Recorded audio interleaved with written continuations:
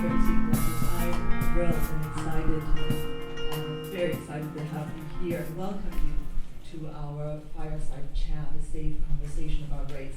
This is a leadership and inclusion program initiative that really is meant to uphold, just like Dak just said, our mission of eliminating racism and empowering women by providing a space for meaningful dialogue to discuss the contemporary social issues that are plaguing us on a national level as well as a local level.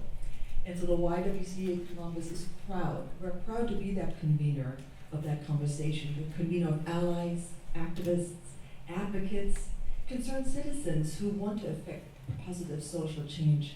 And I would be amiss if I would not recognize some of our board members who are here, so I thank you for your support as well, and of course the many team members.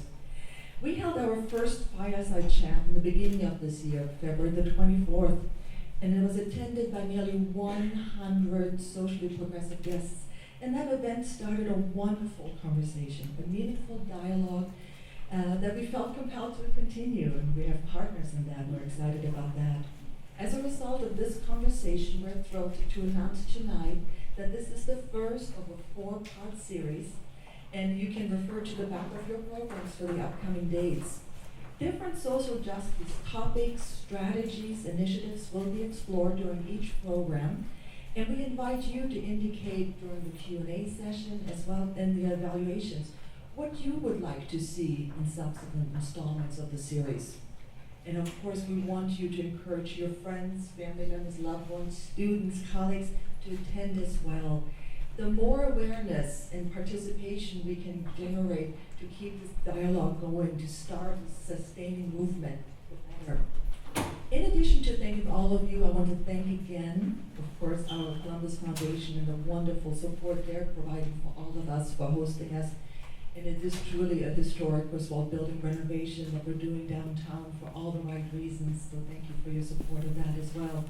But of course, I also want to recognize our team members from our Leadership and Inclusion Initiative program, Sarah Austin and Madison Eagle, for all their work around this. And of course, all of our wonderful dedicated volunteers. And most importantly, our main feature, Suzanne Roberts and James White, for their willingness to continue this conversation and to be part of this solution, and I'm excited about that. Please remember to use the hashtags. There were hashtags on the screen earlier to tweet about your experiences tonight. And I wonderfully look forward to a wonderful evening, and I thank you again for braving this nasty weather, but it's for a meaningful topic and a meaningful conversation, and I look forward to meeting you again and again to keep this dialogue going. Thank you again.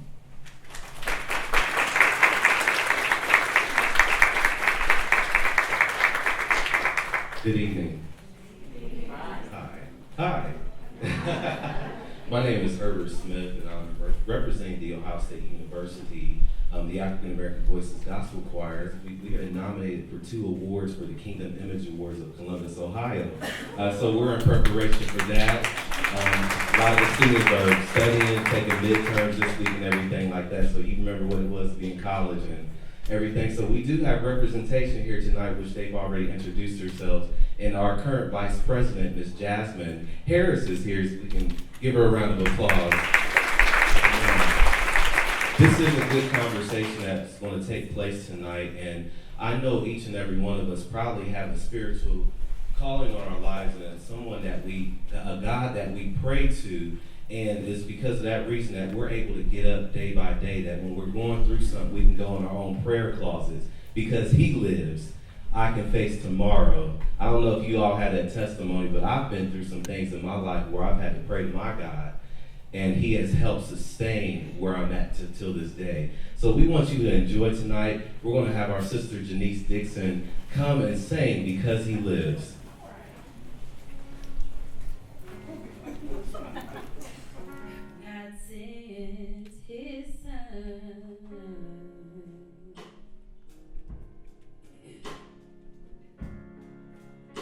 They called Him Jesus. He came to save, to heal.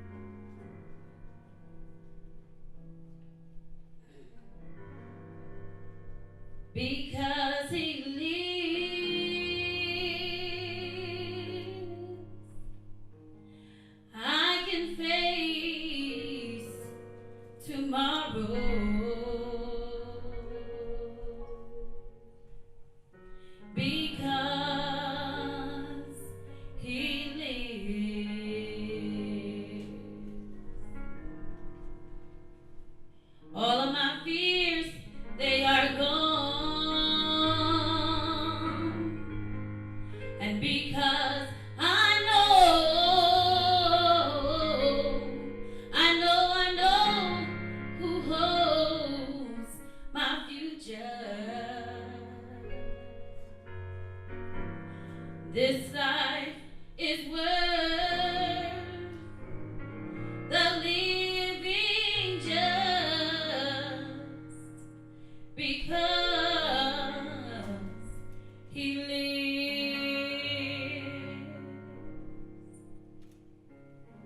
How sweet to hold a newborn baby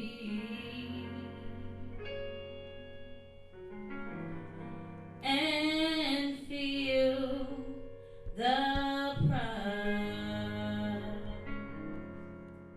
and joy that He gives, and bring to us this calm assurance. For the empty grave is there to prove my Savior lives. Because He lives. Because He lives, I can face tomorrow. Because He lives. Because He lives, all our fears, they are gone. And because I know who holds my future, this life is worth the living just because He lives.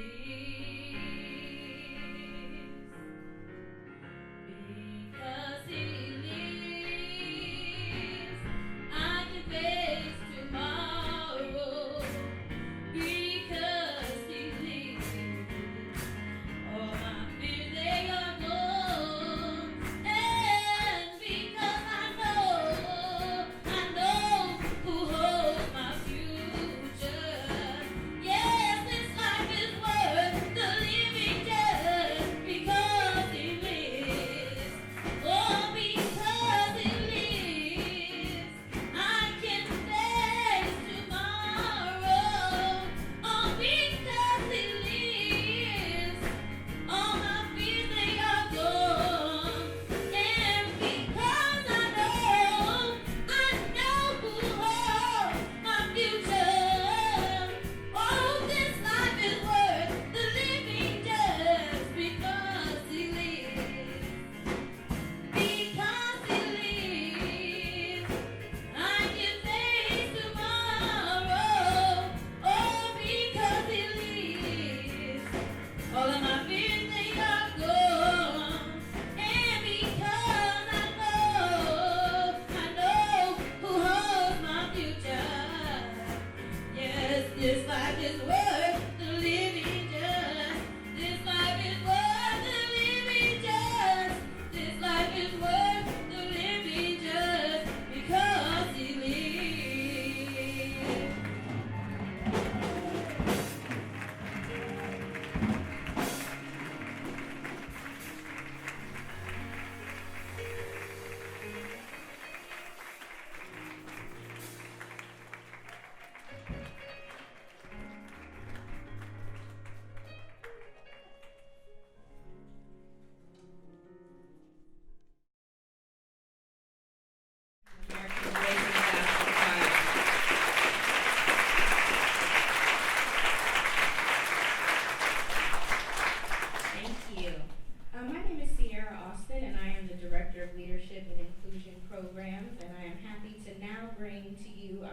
dialogue with Suzanne and Jim White. I do want to remind you to take notes using the notes page in your program, as well as to submit questions for our staff and volunteers to collect during the program so that we can pose those questions to our esteemed panelists. So I asked Suzanne how she would like to be introduced, and she said that folks already know us, we don't need an introduction.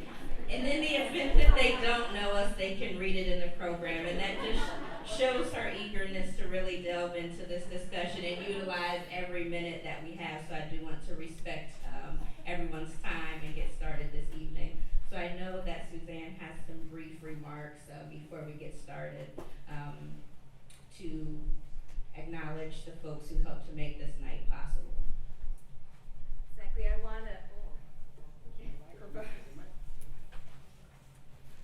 I want to thank Lisa Cordes because I reached out to her and she stretched her offer to make it possible for us to be here. So I don't know if Lisa is still here, but thank you so much. Thank you.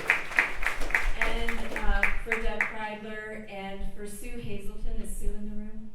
She's the logistics person that's really made this all happen. So a big shout out to Sue. I want to thank also the initial round. Faith Williams was our ambassador, and I want to thank Faith Williams. And Elfie, I want to thank you for taking this on, for seeing the need in our community for this, and to keep this going on an ongoing basis. So we're not just here tonight, but we're here in a continued way so that we can do something about this issue. I also really want to thank Sierra Austin because she's tireless in partnering with us, and her dedication and perseverance is what allows us to be here tonight. And her team, Madison Eagle and Annette, I have to get her last name, Reyes. And once again, to thank the African American Voices Gospel Choir. And yes, I would like to also give a shout out to the folks who are always there supporting us, and that's Women Generating. They're always there whenever the need is there. They back us up, they support us, they do the extra work. And I also want to shout out to my daughter, who's in the back of the room, who runs my organization, keeps me moving in the right direction.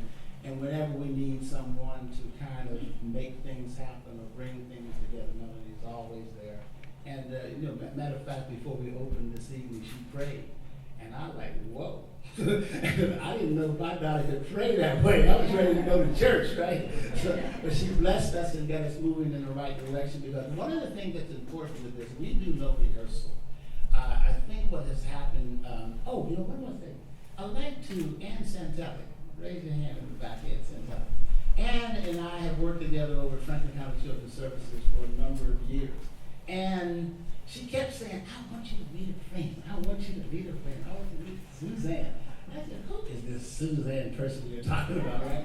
And so finally, we made the connection, and it was a really good connection. She was walking across the parking lot. I was in the building. We saw each other and said, okay, I feel it. I understand. And since that day, one of the things that we have been able to do, not by a plan, but we would sit down and we would talk about those things that are happening in the community, that are happening in the society, that happens to deal frequently with race. And we were always able to bridge those topics. Not even necessarily agreeing on everything. I don't think we had any major disagreements. But we were able to explore, and if I was confronted with a situation that dealt with more white folks as opposed to black folks, and I said, well, I need somebody I need to talk to. And so I would say, girl, what you doing? Let's talk. And we would talk. And then one day we said, this is working really well. Why can't we take what we do and share it with other people? Because it's our belief that to eradicate racism, what we have to do, we have to tear that political correctness wall down so that we can start to dialogue and talk and share with each other openly and honestly. Because I just believe people want to do the right thing. I think we're doing the best that we can do. But I don't know what to say or how to say it, or if I think I'm going to offend, I have my other friends. I do not have to talk to you, right? So what we're saying is, how do we start this dialogue? And that's where we are today. And this is the second or third one that we've done. And so we just want to kind of share some of our viewpoints and perspectives, and probably also draw you folks in. Our belief, our hope would be that we would not walk out of here with unanswered questions relative to how do we start this kind of a dialogue. We want to be able to address that in the best way we can. We're not guaranteed we have all the answers, but we have some views and perspectives. We've had some experiences that have worked most of the time. Sometimes they didn't. But we just keep moving forward, and I think that's what needs to happen in order for us to do that. And one thing that we learned from last time, so we want to tell you publicly what our agreements are. Because when we're alone together, the way we push and challenge each other is different than us being up in front of you. And so we've given ourselves an agreement and permission that if I'm seeing something in Jim where he might be protecting himself because he's in front of you all, that we can challenge that and get some deeper truth out. And that he can do that with me as well. But I want to let you know those agreements up front so you don't think that we're doing something that we haven't consciously agreed to. Because we don't rehearse. So we go live here, we're going to do what we do, which is talk about racism openly and honestly and get uncomfortable. Because you can't grow without being uncomfortable. So we get uncomfortable with each other and we challenge each other and we listen and we learn and do all that. We're doing that in front of you all. So hold us sacred up here while we do this, while we be brave and courageous. So speaking of comfort, I just want to throw a little disclaimer out there. So the title of this talk is A Safe Conversation About Race. And this conversation is meant to foreground and center the experiences of people of the African diaspora as we navigate the current political climate. So this is not an easy conversation to be had. We're not naive enough to think that what we discuss here will not evoke feelings of pain or anger or frustration, but we do want you all to feel comfortable contributing to this conversation so we can think and talk through steps that we can take politically and ideologically to affect change. So that's the goal tonight. So I think I want to kick off the discussion by asking you two, in your expert opinion, how did we get here? How did we get where we are? Well, that's a very convoluted and complex question, but what are your thoughts on it? Okay, the way I look at it, in looking at history, in 1609, America decided that we are going to become productive, we're going to become wealthy, we're going to become rich on the backs of black folks.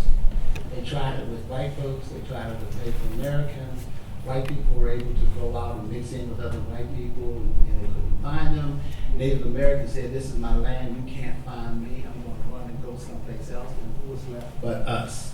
And as a result of our physical makeup, America made a conscious decision. And for me, this is the part that is really important. It was a conscious decision to enslave a group of people, not because I don't like you, because that had nothing to do with that. At that particular point in time, there was nothing about race. But because of socioeconomics, we can put you in this position, and it's going to propel us to be in a position from a global perspective where we can rule the world.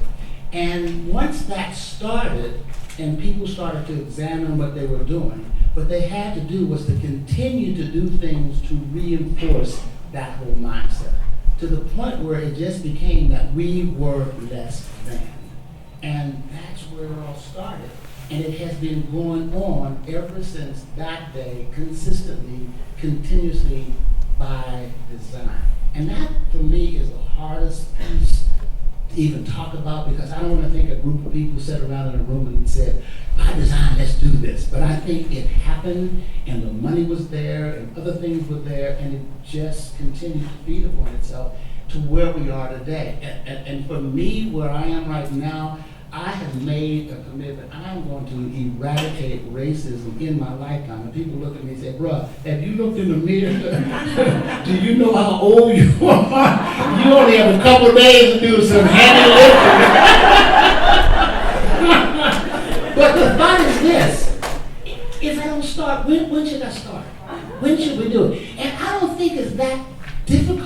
thing to do. We can do it. We can make it happen if we all do the kind of things that we're doing right now. Everyone knows someone that you can sit down with and start that conversation and start that dialogue. And they will get on your last nerve, but that's okay. You just stick with it and push through it. So that's For my. that, because I think some people just don't know how we got here in terms of what happened with colonization. So if we look at like what drives colonization, you know, once upon a time on this earth, there were multiple thousands of communities and cultures that didn't know about each other, so they created their own worldviews. And they had their own belief about gender, about hierarchy. Some of them were healthy, some of them were not healthy. But nonetheless, they created their own worldview. And then people got to rivers and started having trade and commerce. And then with trade and commerce came the advent of like, oh, we could make money here. So then money became a factor. And as money became a factor, then it was easy to get rid of people. It was easy to get rid of ideas. It was easy to destroy in order to have economic gain. And that takes us to Europe, where colonization basically came. And then as colonization occurred globally, where communities and cultures got eliminated, killed, ideas, traditions, then there became this global worldview that's pervasive and systemic. And we all live under that spell, where who has access to power and privilege and decision-making rights. It goes to white, male, Christian, and I don't mean faith, but is the main religion and anything other than that. And then economic exploitation. So if you have those components, then you get access. And then when Jim, what you were talking about, Jim, was then this country, that race became a commodity for economic gain. So a whole group of people got dehumanized and commodified for the sake of economic gain. And it's that mindset that needs to get changed, because policy's gotten changed. But the mindset hasn't gotten changed. The mindset, we are under this spell all the time. And we live it whether we want to or don't want to. Okay, so capitalism and exploitation seem to be one of the underlying themes that I'm hearing here. So, you know, there's no way to live outside of capitalism, right? So even the most well-intentioned advocates and activists, what can we do to kind of stop the exploitation that continues to happen to people of color and people from marginalized communities? It's a way that we can kind of disrupt the system. You can't live outside of it,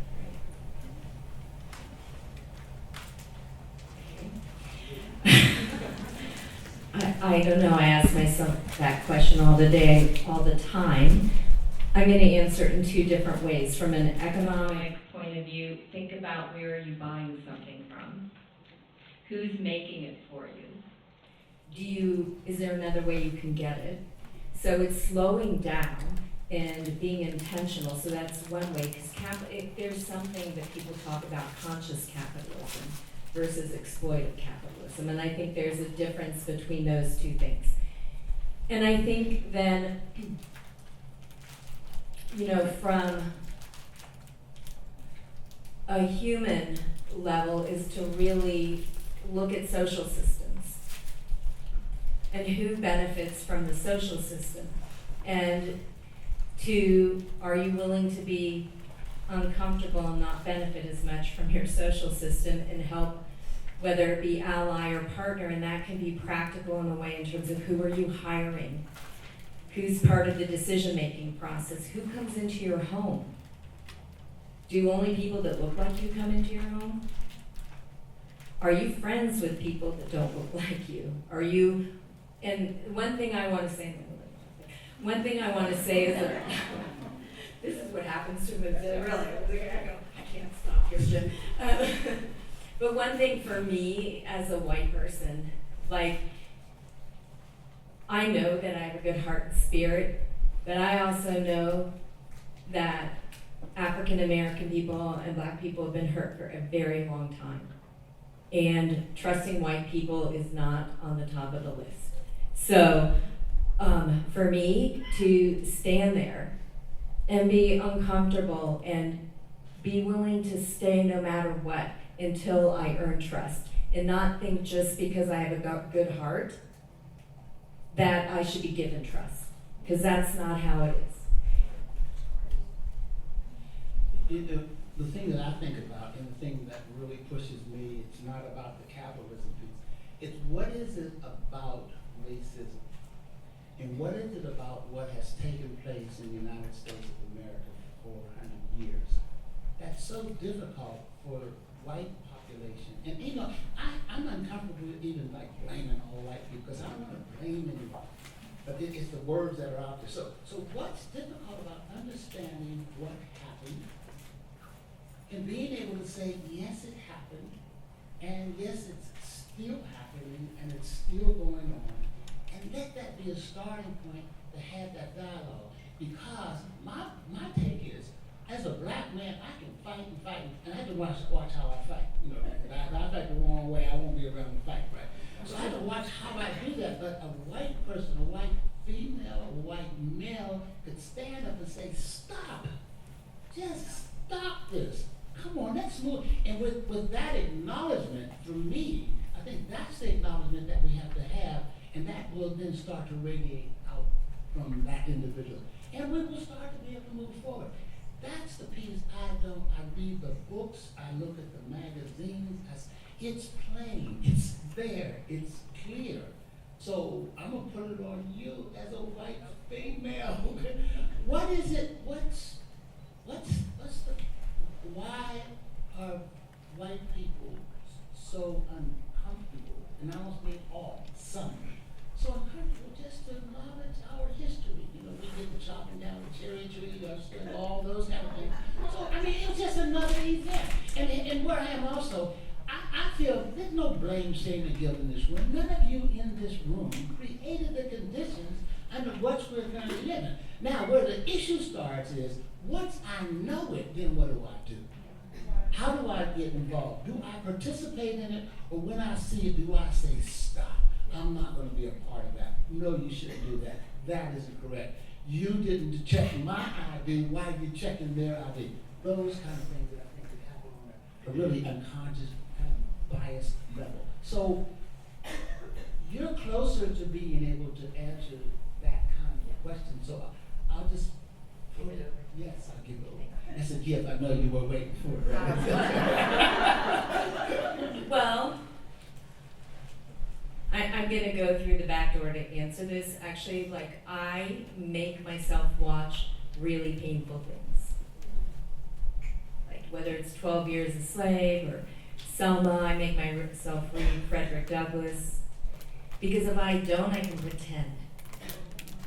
Right? So it's painful. Painful. And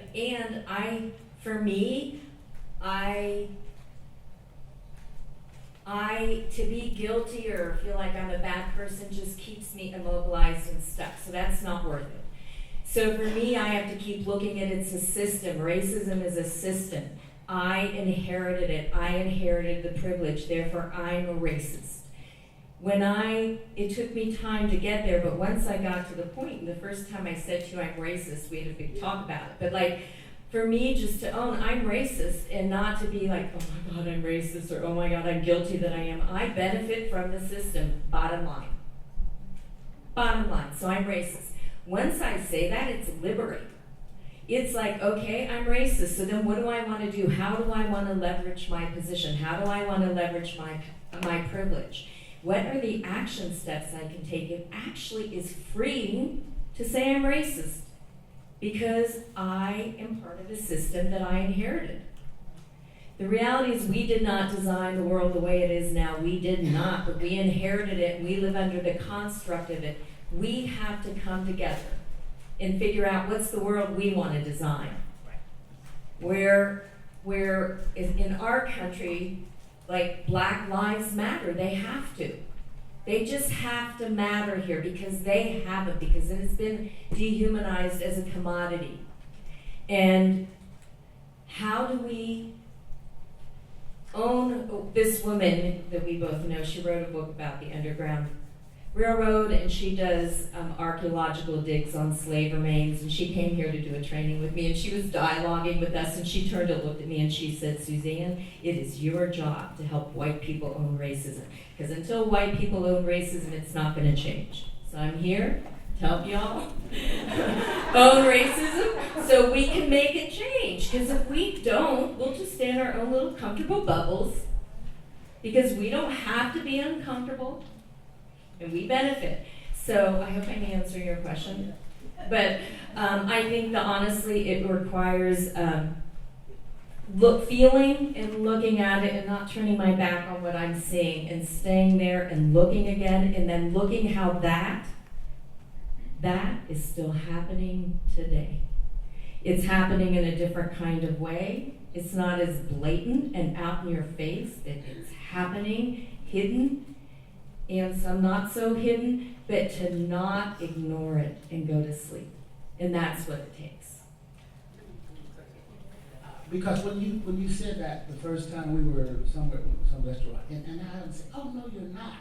Because you know someone who's in the trenches with you, who's fighting it, and really, really challenging it. And when they say, I'm racist, even I felt like, oh, ouch, that hurt. But then you said, yes, I am.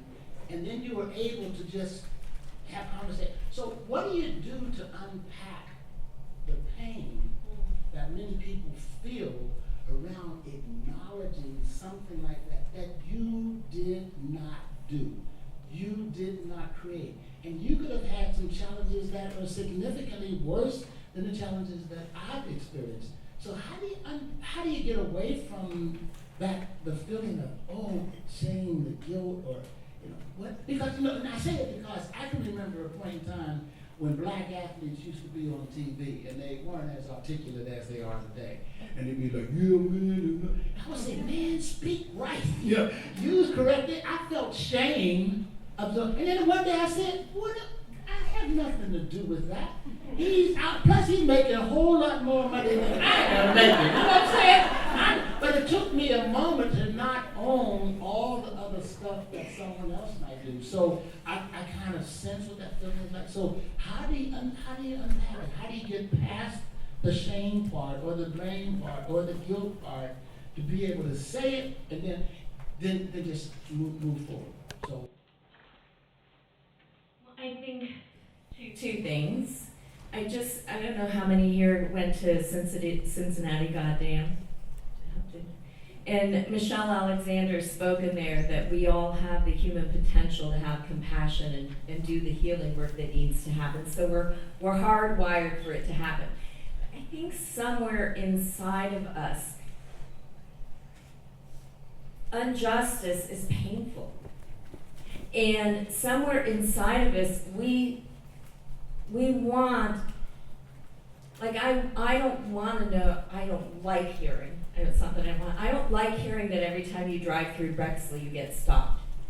It pisses me off, but I don't like that, so that's what I'm saying, like I don't like that. I think that there has to be something inside of us that we're willing to dig down under and go, I want to see the world different, and I want to see my country different. And I want to do something to make that happen. And so I'm willing to stay here because what's happening is intolerable.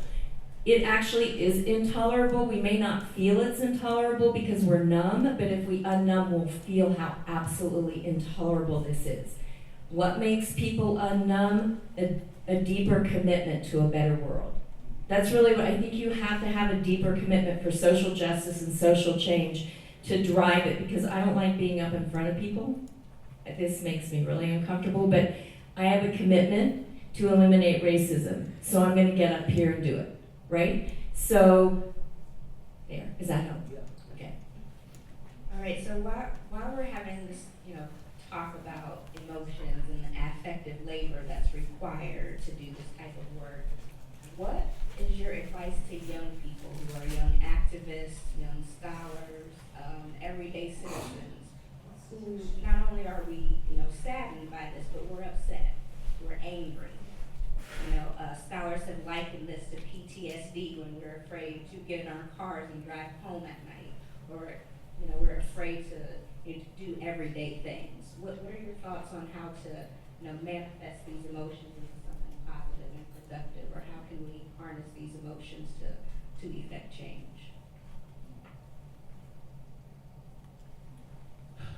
That one really presents a challenge for me because I have 10 grandchildren and they're out in the world now, and I want them to be bold and brave, but when I tell them to be bold and brave, I could also be sentencing them.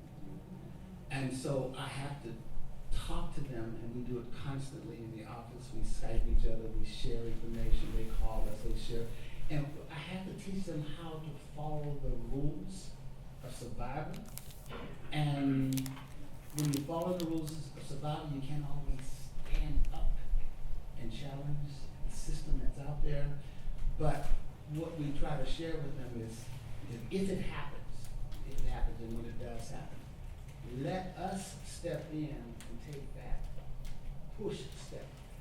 Our first thing is we want you to be safe. No matter what you have to do, we want you to be safe. So just be respectful, suck it up, and that hurts because my young men, they're strong men, and the young ladies, they're beautiful, and it doesn't seem to happen to them as much, but it does happen to the boys a lot. Yeah, and I want them to understand. So what does that do to them when they have to kowtow? And especially what they'll share with me is our white friends say, "Why do you take that stuff? Just say something." And we're saying you can't do what they do because it's a different world. And we're going to work like hell to try to create some changes where that can happen. And if you can get your white friends to support you and for them to stand up, not when you're in the car. Don't stand up while you're there. Stand up by themselves. Call their daddy after y'all gone. Then that's a start, but that's what we have to do. And it is so probably the thing is to educate them, to get them to understand what the challenges are, get them to work in acceptable ways, but also push the envelope wherever you can. Do it with a body of people where you have more strength, where you have more power to be able to facilitate some kind of change. But it hurts to not allow them, not to tell them, stand up and be a man, do what you have to do. Because that could be a death. I mean, that's a death sentence. Yeah. And if that happens to one of my grandkids, I mean, it might be all over for me. You will read about me. I mean, really, I don't think I'd be able to manage what I would do. Because I know they're good kids. I know they're loving. I know they're smart. I know they care, So why do we have to think about that? But we do every single day. So that's I want to respond to that and answer your question, but one of the I things. can answer the question. No, it doesn't matter. No, you did. But no, one of the things, Jim, you and I talked about, because I've talked to you about the armoring it takes, because under systems of oppression, being a non-dominant race requires a certain amount of armoring to just face into the world every day. And I said something to you about can you armor down and armor up? And do you remember what you said? You said, I can't ever armor down. And I said, then you can't have a relationship. How can you get That's the answer, huh? No, I'm just saying if you have to protect yourself all day in the world just to survive and you're using your survival all day long, it's exhausting. And then what do you have when you get home? And can you remember when you get home that it's okay to let down now? And can I choose to let down? So that it's the exhaustion, and we see that whether it's, in infant mortality or, there's just so many ways we see that exhaustion. So I want to acknowledge that in some kind of way. And then how do you bring about thriving to a whole population that's told you're just supposed to survive, right? So then how do you collectively come to thriving? But I think that, one of the things I talked to Sharon Davies at the Kerwin Institute, and I talked to you about, how do we look at movement work today? We don't have all the people that were behind the scenes, and we don't have Martin Luther King. We don't have that same kind of activism in this way. And then Some of the younger people don't even know exactly what happened in the civil rights because they're benefiting from it. So it's not the same, they're not up against the same struggles. And so then how do you create movement work? And Sharon Davis and I talk about this a lot. And we're thinking, if we keep talking about how do we do modern day movement work, and if we all come together because we care, you all are here because you care. If we all bring our hearts and spirits and vision together, we could find a new way to do movement work. It doesn't have to be new and different, but what is the pressure we need to apply? How do we come together and stay together long enough to apply pressure where there needs to apply pressure? And that I don't know how to do, but I know that we have to stay together long enough to apply pressure. And my hope is from being here tonight, we get to do this for a year, thank you, that we get to stay in this conversation. We're not just having this tonight, because then we don't have to go back and go to sleep again, right? We come back again and again and again, and then at the end of the year, as we wake up together, what can happen out of this? And I don't know for the young people, but I think even for people that aren't young, I think the ability to come together and apply pressure and stay in movement work isn't happening the same way it did in the civil rights movement. I don't see it. I mean, I went to Ferguson twice, and I was there a week after Mike Brown died, and they're pretty much staying on top of it, but they had something atrocious happen in their own community. We haven't had something that we know about. I'm not saying it hasn't happened, but it hasn't been videotaped so that we all know about it, right? So we don't have it as close, but we don't want to have it happen here, right? So what do we need to do to come together? One of my ideas, I'm going to throw it out there now if that's okay. One of my ideas is, what if we say that we go to the police and we say to the police, we want you to have community dinners with the people you police?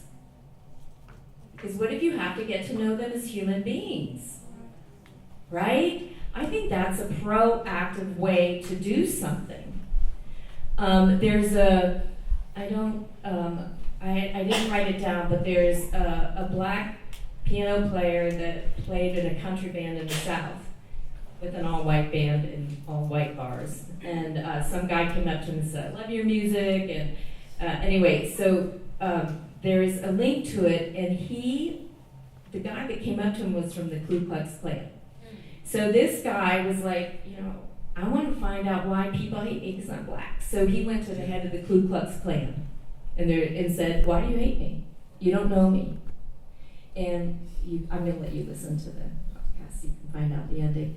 But I think it's hard to harm someone when you know them as a human being, right?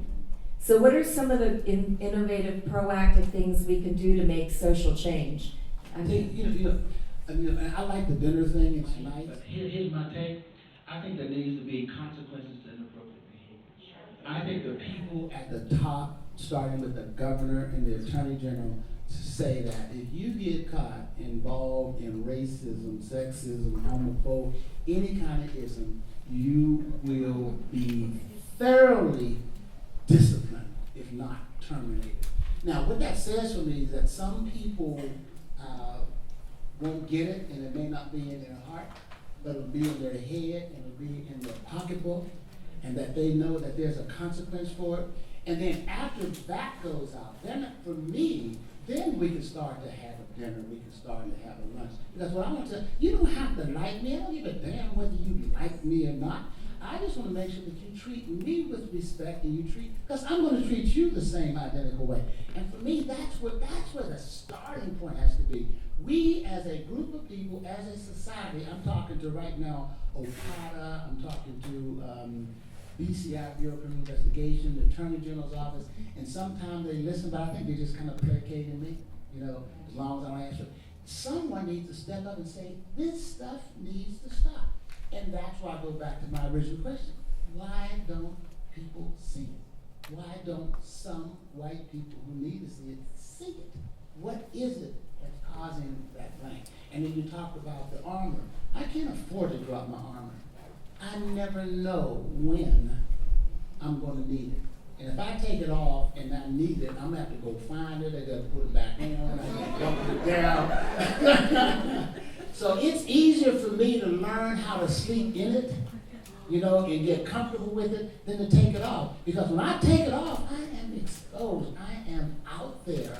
And what's going to happen? So it's a tough piece, and for me now, it's like, I've been seeing racism all my life. I'm at a point now, I don't even know sometimes if I'm looking at racism. Because everywhere I look, I see it. And then I have to stop and say, Jim, was it? Was it rape or was it you? And so you start to question yourself. That's why it's important for us to be able to talk to each other. That's why it's important for me to be able to call you and say, this happened to me. I don't understand it. Talk to me. And have that kind of a discussion to maintain our sanity, because it's there all on TV and we're movies. I look at every commercial. How many black people in the commercial? Did they put it there? I mean, always, I'm just looking all the time. And that's a burden. But what's the option? Pretend it's not there?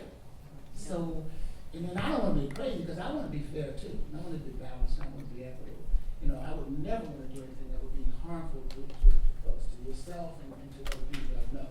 But it's there. So it's ever present. So. Well, can I ask, because I asked you this once before, and I'm going to ask you again. Okay. Who's the Jim that has to be the Jim to make it through the world?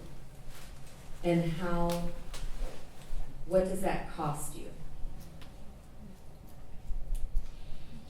I don't think I've ever stopped to think about what it costs, because I don't think I have an option around it. Because let's say even when the grandkids call, I have to have it on, even though I'm not there and I'm not confronting it, they are confronting it. So Just how to make you've been successful in life, and who's the persona that you put on to walk through, I'm going to call it the white world. Yeah. It's a white world. So, and that persona that you've had to put on, and I'm not saying that it's not part of you, but what's the cost, and how far does it keep you from your authentic self? I don't know, when you say that, the thing that comes to mind for me, I can remember when I was in sales, and Xerox hired the first minority males and women in sales. And one day the guys came out, the ladies came out and said, hey, we're going to put our photographs on our cards so when we mail them out, people can see our pictures and we can personalize it, blah, blah, blah. And so, Jim, you want to go down and get your picture taken? You know what I said? Ain't no way. Put my picture, because if they see my picture first, I will get automatically rejected. But here's what I truly believe, and maybe this is what you're saying. I believe that once I get there in front of them, I would be able to sell myself. I would be able to bridge that negativity, because I could connect with them enough in some type of real authentic way. So what that is, I have no idea. Drop it. I mean, it's just there. So I couldn't even begin. I probably would have to have someone else talk about what the cost is. To you? Yeah, because I have no, because I've done it all my life. It's just been a way. And the guys that I kind of hang out with and kick it with, they've done the same identical thing. And some of us have been able to bridge it better than others, but some also get stuck in it, and some get worn out as a result of it. What I do know, I absolutely believe in my heart of hearts that if racism wasn't around, that so many people would be so much further to head down the road, and as a society, we would be further ahead, because we wouldn't have to manage that stuff. Racism hurts both parties. It hurts the oppressed and the oppressor, because it takes energy. If I would be a white person, every time I see a black, could I speak to them? Should I not speak to them? Should I be politically correct? You know what I'm saying? I'm the hell with y'all. I ain't speaking. I got my own friends. I can't really. Come on, it's too much. I got my buddies. I'll see you at work. Hey, how are you? Fine, great. But I'm going home. It's a battle. It really is a battle. So I think everyone, as a result, loses, because we can't take our collective intellect and our collective ideas and energies and move forward, because it's all always this stuff going back and forth. So we as a society are losing. I look at Washington, D.C., and I don't want to do a political piece. And if they had some harmony up there, they would be able to fix most of the problems that we're dealing with. Most of it's because polarization and racism. Bottom line for me, that's where a lot of the major issues are, so we can bridge those. So, I don't know what I answered. So, I don't know. It doesn't matter. It's good. All right, so I want to back up a little bit and talk about social movement building and specifically address Black Lives Matter. So I think we have a wealth of knowledge up here, and I would like to hear your thoughts. You've been activists throughout your lifetime during various social movements. So what is it like to witness Black Lives Matter, right? This political intervention to save lives, right? What's it like for you to witness this? You've seen civil rights movements, you've seen the women's movement. What is it like to witness and be a part of Black Lives Matter in this current political landscape?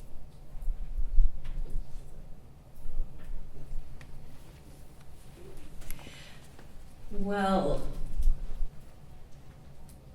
I think can I ask you what you're asking? Are you asking like what's it like to see the mobilization of Black Lives Matter? I like it. It's a voice and a movement where it's taking a stand around the injustice to a race in our country. I like the way it stands, I like the way it speaks, I like the way it sounds, I like what it is. There's something, I teach a system that works with polarities, and one of the things we look at is how do you find unity amongst difference. One of the things we also talk about is how to not do a spiritual bypass, right? So mobilizing that Black Lives Matter, because Black lives do not matter in the social system that we have in the United States. They don't. And until Black lives matter in that social system, we will not be a healthy nation. So, is that answering your question? Okay, that's mine. I love it. First of all, I love when I see young African American males and females, and also I also like to see the white students and white folks with them in that back of it. To me, I just kind of get chills when I see it happen. At the same time, I get nervous because sometimes I say, "Oh, you're pushing too hard," or "Don't push too," because I'm still locked back with like a bit in my mouth, and I can only go so far. And so I'm wondering if they're pushing too hard. Well, if you push too hard, will you not be able to get it? But at the same time, I know with Dr. Martin Luther King, if you don't push, you'll never get. Some people will take a hit for it. So I think it's good. I think it's healthy. But again, where I am, I teach diversity all the time. I think inclusion is the name of the game. And the more white kids and adults that we have with the Black young folks out there, the faster this thing will work. When that happens, that unity takes place. And so for me, it's like what I see now, the younger generation is not stuck with all the garbage that my generation was stuck with. So I see a much better opportunity for them to be able to make those moves and make those changes. And what I struggle with is, why are people not getting it? What's happening that people don't? It seems to be so clear to me. So I think it's a great thing. It's a super movement. It just makes a whole lot of sense. And just keep on doing. All right, I think we're going to take a few questions. I do want to remind you all that we have staff members and volunteers in the back. If you could raise your hands to my staff members and volunteers who will collect your questions. But we have a few up here that I'd like to address. So the first question is, what about people who say all lives matter? Don't all lives matter? I'd like to answer that. All lives matter, of course, in the bigger picture, but in the social system, all lives don't matter. They don't. They're not included in privilege. They're not included. We just heard a story here this morning that someone shared at the Columbus Foundation that somebody in a small nonprofit made mistakes on the checks and had to change the date and put their initials, and all the white people were able to get their checks cashed and all the black people were not. All of it. So tell me within that how all lives matter in action. So in action, all lives do not matter. In the social system, of course, all lives matter. I don't think Black Lives Matter is canceling out that all lives matter. It's including the lives that have not been included to matter. Okay, No, but that's good too. Because that one, it really irritates me also, because my thing has been, all lives have always mattered. So why didn't people get it? But what we see is this disparate treatment that's taking place, and our young African American males are dying disproportionately. And women. And women. And young women. That's right. Hallelujah. The men get noticed more, but the women are dying too. Redirect me. I stand. Say her name. That's all right. And so what we're saying is, don't leave Black lives out. So the reason why we're saying it now is because they haven't been included. Because if they weren't included, we would not be going through this stuff. And then people always say, well, black kids are killing black kids at a disproportionate rate. Yeah, so what? So that because they were some trained kids to are in slavery. What is? But because they're doing that, that gives you a right to kill somebody? Because they're acting a fool because of the socialization. And what I do, my thing is, I challenge my young African American males and females and hold them accountable, but I also understand, why are they behaving that way? Right. They're behaving that way because of a system that denied their parents and their grandparents opportunity for jobs, for education, kept them in areas of poverty, and so that's what happens. But if you take any group of people and you put them under similar conditions, they behave the same way. So white folks act crazy, Asians act crazy, Hispanics act crazy, but we're saying this stuff right now, it is just so disproportionate, and we need to stand up and we need to shout about it. So it is a challenge. All right, the next question is, what should we as white people do to try to stop racism on day-to-day matters? Any suggestions would be helpful. First of all, own that you're racist without guilt, without shame, or without feeling like you're a bad person. Okay? You inherited the system and you benefit from it, bottom line. So when you can get to the point, and it took work for me to go, I'm racist, and feel liberated and happy that I can say it. So that's one thing. Then the other thing is start to leverage your privilege. I'll tell you a couple things that I'm doing. One is every time I see a police car stopping, I stop. And I look, who are they stopping? I get my camera ready in case I need. Do I need to step in? If anybody's ever in the car with me, I stop. I'm a coach. I work with people to look at their hiring practices and to make them I guess that's a little strong word, but kind of, shift their hiring practices so that they're inclusive of who they're hiring and identifying talent. There are things you can do in terms of who are you around. Go put yourself as the only white person in a black event. There are lots of things at the African American Center, the OSU extension on, what's it called? On Mount Vernon. I go to a lot of events there. I'm the only white person. Go see what it's like to be the only person in a different dominant culture. Now, here's one other thing I'm going to say to you, though, because since the last talk, my husband now goes to a black barber. He's the only white person walking in the black barber. And they're so nice to him. But a black man walking into a group of white barbers, they won't get the same niceness. So, and then if you're in the bank and you see someone not being able to cash their check, then speak up. Like, there's small things you could do every single day that you can think about. It could be, and then like one more thing, okay? I could go on about this forever actually, because I think there's so many things we could do every day. If you own a business or if you have a company, if it's not diverse, make a commitment for it to be 50% diverse. And then act on it. So women generating, it's a thing that I have. It's very, very diverse now. I require all my teaching teams to be diverse, and I want my trainings to be at least 50% diverse. Now, it's taken work to get there, but if you don't have a commitment like that, you're not going to get there, okay? And so it's saying, I want this world to be different, and then what can I do to make it different? Is that good? Okay. No, I'll just say, I think we all have, one of the things that I ask whenever I'm doing the training class is, what responsibility do you have as an individual to ensure that good diversity consciousness and equity is taking place? And with that one, what I share with people, I don't think you need to go out and save the world, but you have a sphere of control and you have a sphere of interest.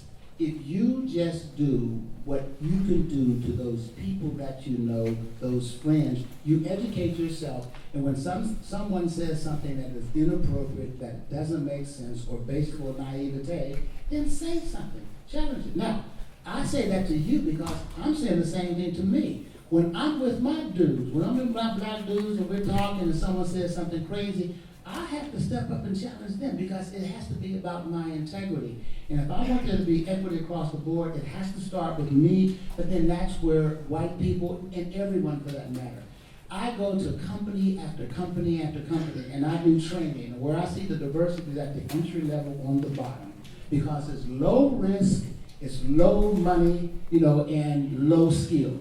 But the further it moves up and up to the top, it gets wider and wider and wider and wider. And then when they do training, they want to do the training for the people down here, but they don't want. So if you're in an organization and you are in companies, and you see that happen, you say, why? Look around. My consciousness says something's missing here.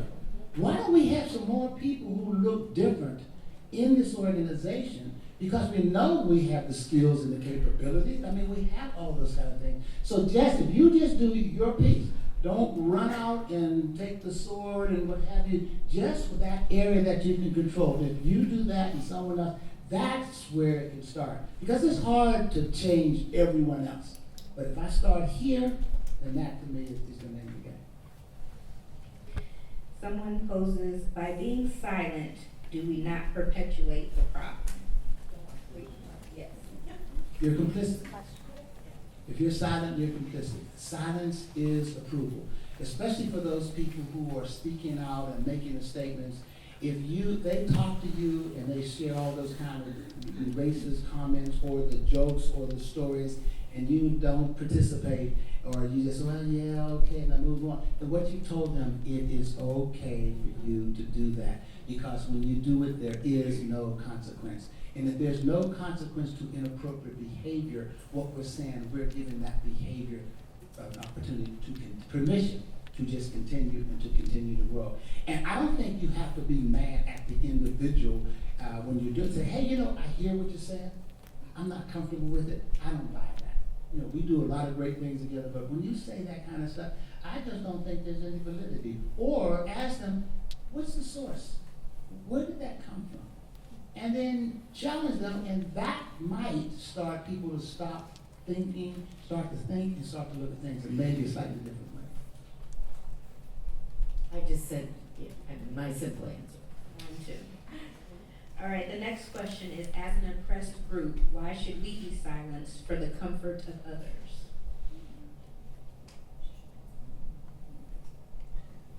I think we've done it for survival. I mean, it's like, you don't say anything, you don't get the job, you don't get the opportunities, you don't get the growth, you don't get the exposure you need. So I think it's because of the pressures that are there and the mere fact that we want to move forward that we have to stop and think, how can I say it? What might be the best way? What should I wear? What should I do? So I think that's what's happening. I don't think we should be quiet, but there is a risk. And we are in a capitalistic system.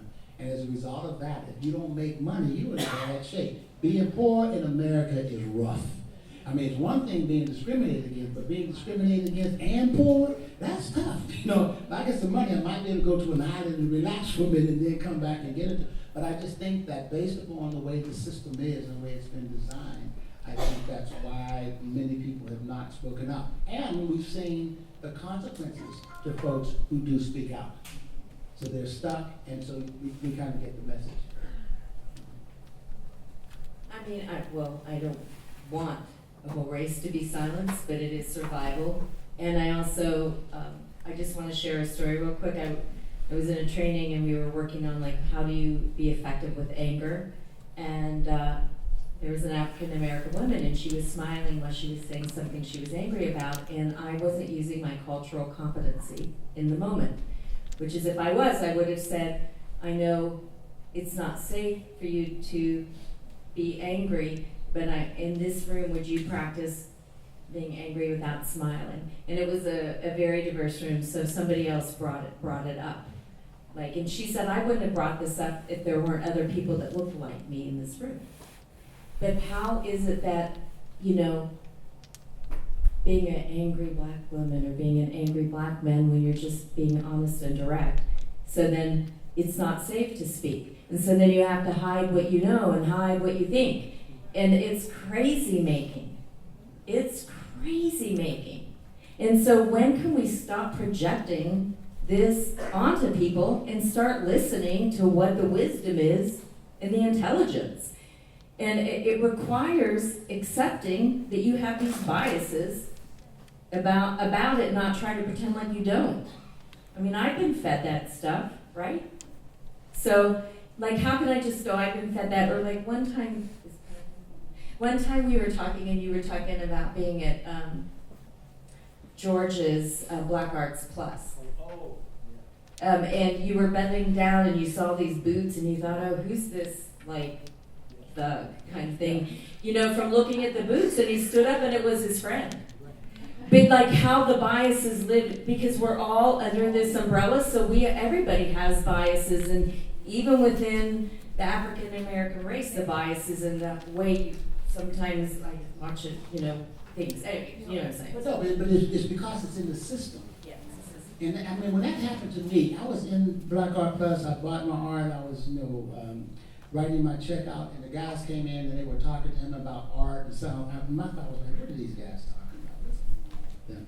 They're trying to work George, that's what dude, you don't be working George. And I looked down and I could see their shoes, like black folk, brothers' shoes. And I had this feeling that they were probably up to something real good. And I looked up, I know both of them. I had been working with them. They both own barbershops. They are upstanding guys in the community. They are activists. They work with kids. And at our next meeting, I did true confession in front of everybody. I said, hey, look, guess what happened to me? So that happens to me. And I love young black brothers. I see them now. When I see them, I say, ooh, look at you. Even in those tight suits they wear and all that kind of stuff. I say, because our suits bro was always loose. We had to hang on us. You know what I'm saying? So I know, real old. I know. I'm old. I'm real old. I'm old as black pepper. So I love them because when I see them, I see my grandsons. And I said, how could someone be afraid of these guys? So when I did that, boom, it hit me. It hit me hard, and I had to do my true confession, but I found out that I am, and there's one of them in the back. Just raise your hand up, young man. That's the pharmacist back there. How can you not love them? Come on. You know what I'm saying? So the whole thing is, this socialization is in the fibers, it's in the water, it's in the movies, it's in the music, and we all get programmed. Yeah. So something that we need to look at and we need to work through, but it's enough piece. And we're all trying to survive. And if you don't, you're taking a risk, and someone will get sacrificed. That's hard. It's hard. Very well said. All right. Well, I would like to personally, on behalf of the YWCA Columbus, thank Suzanne and Jim for sharing their wisdom with us and also for being vulnerable with us this evening, as well as our audience for attending and providing these great questions.